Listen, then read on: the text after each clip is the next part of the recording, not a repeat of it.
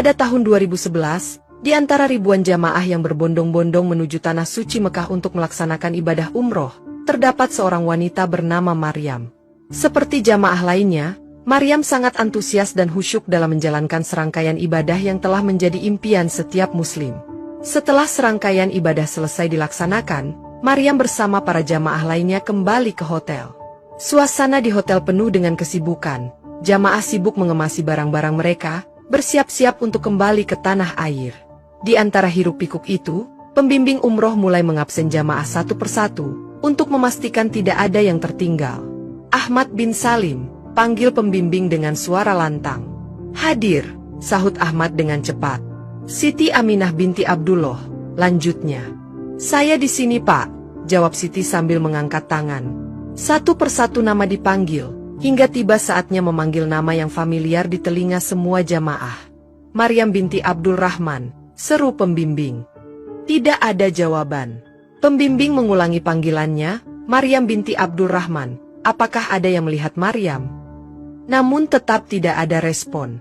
Jamaah lainnya mulai saling menoleh, mencari sosok Maryam di antara mereka. Beberapa dari mereka menggelengkan kepala, tanda bahwa mereka juga tidak melihat Maryam sejak kembali ke hotel. Seorang jamaah mendekati pembimbing, "Saya terakhir melihat Maryam saat kita selesai tawaf, tapi setelah itu saya tidak tahu kemana dia." Wajah pembimbing tampak cemas. "Ini tidak mungkin. Kita harus menemukannya sebelum pesawat berangkat," katanya dengan nada tegang. Pembimbing segera mengatur beberapa jamaah untuk membantu mencari Maryam di sekitar hotel dan sekitarnya. Waktu terus berjalan, dan keberadaan Maryam masih belum diketahui. Pencarian semakin intens, namun jadwal pesawat tidak bisa ditunda. "Kita harus segera kembali ke tanah air," kata pembimbing dengan berat hati kepada jamaah lainnya. "Namun kami akan tetap mencari Maryam. Tolong doakan agar dia segera ditemukan dalam keadaan selamat." Jamaah lainnya pun beranjak menuju bandara dengan hati yang berat, meninggalkan Mekah dengan doa dan harapan agar Maryam segera ditemukan. Di sisi lain, tim pencari tetap berusaha keras, memeriksa setiap sudut kota suci itu dengan harapan menemukan petunjuk keberadaan Maryam. Saat malam mulai menyelimuti kota Mekah, suara azan berkumandang mengiringi doa-doa yang dipanjatkan untuk keselamatan Maryam. Di tanah suci yang dipenuhi dengan doa-doa dan harapan itu, para panitia umroh tidak tinggal diam.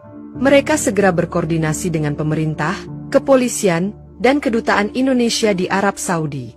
Namun, meskipun upaya pencarian dilakukan dengan penuh tekad, jejak Maryam tetap sulit ditemukan. Para pembimbing merangkul harapan dan kecemasan saat mereka menjelajahi setiap sudut Mekah. Mereka memeriksa kembali tempat penginapan, menelusuri ruang-ruang Masjidil Haram, bahkan melintasi jalan-jalan sekitar kota suci itu. Tidak hanya itu, mereka bahkan meluaskan jangkauan pencarian hingga ke kota Madinah, tempat yang kerap menjadi tempat tujuan jamaah setelah menunaikan ibadah umroh. Namun, meskipun telah melakukan pencarian yang begitu intensif, tak satu pun petunjuk yang memperlihatkan arah keberadaan Maryam ditemukan. Tidak ada jejak yang dapat diikuti, seperti dia benar-benar lenyap dari muka bumi. Setiap upaya yang dilakukan, tampaknya berakhir dengan kegagalan yang menyakitkan. Kabar mengenai kehilangan Maryam akhirnya mencapai tanah airnya, menghantarkan kecemasan dan kepedihan kepada keluarganya di rumah. Mereka yang sebelumnya berharap untuk menyambut kepulangan Maryam dengan sukacita, kini harus menghadapi kenyataan yang pahit. Hari berganti minggu, bulan berganti tahun, namun tidak ada kabar yang memberi petunjuk tentang keberadaan Maryam. Di tengah kesedihan yang mendalam, keluarga Maryam akhirnya memilih untuk merelakan kepergian Maryam dengan ikhlas. Mereka menerima takdir dengan hati yang penuh kesabaran, meskipun hati mereka masih terpaut pada harapan bahwa suatu hari nanti, Maryam akan kembali dengan selamat. Panitia umroh dan keluarga pun melakukan sholat gaib, sebagai tanda sudah merelakan kepergian Maryam dengan husnul khotimah. Namun, cerita ini tidaklah berakhir di sini. Meskipun Maryam lenyap tanpa jejak, misteri di balik kehilangannya masih menjadi tanda tanya yang menggantung di udara. 10 tahun berlalu sejak Maryam lenyap tanpa jejak di tanah suci Mekah.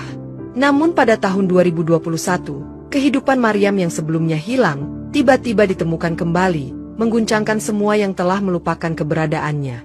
Ketika ditemukan, kondisi Maryam sungguh mengejutkan. 10 tahun perjalanan yang penuh misteri, telah meninggalkan jejak yang jelas pada dirinya. Ternyata, Selama 1 dekade itu, Maryam menyimpan rahasia besar tentang keberadaannya. Ia menceritakan, ketika tersesat dari rombongannya, dan kehilangan tasnya yang berisi tanda pengenal dan nomor-nomor penting, Maryam berada dalam situasi yang sangat genting. Namun dalam kegelapan malam itu, datanglah seorang pria Arab yang dengan penuh belas kasihan, menemukan Maryam yang kebingungan. Tanpa ragu, pria itu memberikan pertolongan, dan menuntun Maryam ke rumahnya di Jizan, sebuah kota yang terletak sekitar 700 km dari Mekah. Sementara semua orang sibuk mencari Maryam di Mekah, tak seorang pun menyadari bahwa Maryam telah berada di wilayah yang jauh dari sana. Di rumah orang Arab di Jizan, Maryam kemudian tinggal di sana. Perjalanan hidup Maryam telah berubah secara drastis.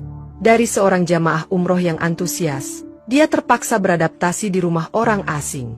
Namun di balik semua itu, Maryam tetap menyimpan rahasia besar tentang apa yang sebenarnya terjadi selama 10 tahun yang menghilang itu. Pada tahun 2021, setelah 10 tahun menghilang, Maryam ditemukan oleh para tenaga kerja Indonesia, dan berupaya keras untuk membawanya pulang kembali ke tanah air. Namun, kejadian yang menimpa Maryam mengundang banyak pertanyaan dan keprihatinan. Orang Arab yang awalnya menolong Maryam, ternyata memiliki motif yang sangat berbeda dari yang diharapkan. Bukannya memulihkan Maryam ke keluarganya, atau melaporkan keberadaannya kepada pihak yang berwenang, dia justru memanfaatkannya sebagai pembantu di rumahnya, selama 10 tahun itu. Ironisnya, Maryam yang semula datang ke Arab Saudi untuk beribadah umroh, malah terjerat dalam peran yang jauh dari harapan dan keinginannya. Ini adalah cerminan dari situasi yang sering terjadi, di mana orang-orang dengan niat awalnya baik, ternyata memiliki agenda tersembunyi. Kejahatan dan penipuan seringkali tersembunyi di balik topeng kedermawanan dan pertolongan. Kisah Maryam menyoroti pentingnya kehati-hatian dan kewaspadaan dalam menerima bantuan dari orang asing, serta pentingnya melaporkan kejadian yang mencurigakan kepada pihak berwenang. Dari kisah ini, kita belajar bahwa tidak semua yang bersinar adalah emas, dan kadang-kadang, pertolongan sejati dapat datang dari sumber yang tidak terduga. Kita juga belajar pentingnya untuk tetap waspada dan bertindak bijaksana dalam menghadapi situasi yang sulit.